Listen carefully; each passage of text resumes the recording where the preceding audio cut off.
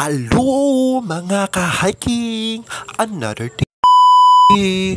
Siyempre, Basilica, ning laagta sa Basilica di Santo Niño.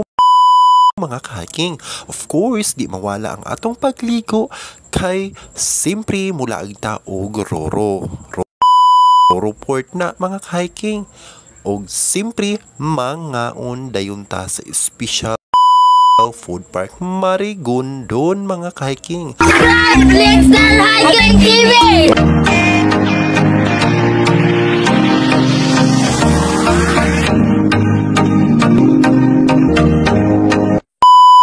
Sa mga ka-hiking na dahil na diri sa Basilica di Santo Niño.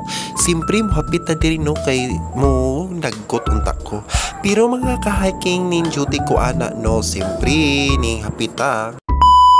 Sabi ninyo mga ka-hiking lindot biya diri sa Basilica kung gabi kay very light. Of course, magpasalamat ta sa atong mahal na Santo Niño kay ang Ginoo nagauban ka nato mga ka-hiking simpre sa atong paglakaw-lakaw.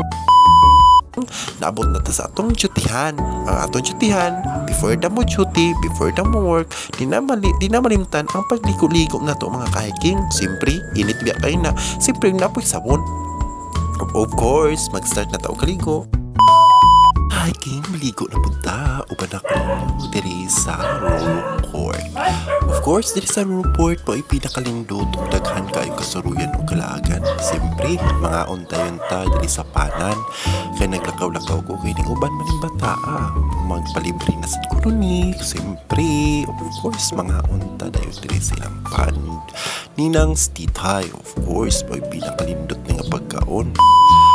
Ug siyempre, dihang naabot kami sa tindahan ng haon na dayon may namalitpi og pan nga lamihan. Pagkahuman, siyempre, mag-service massage ta. Maligo ka naan.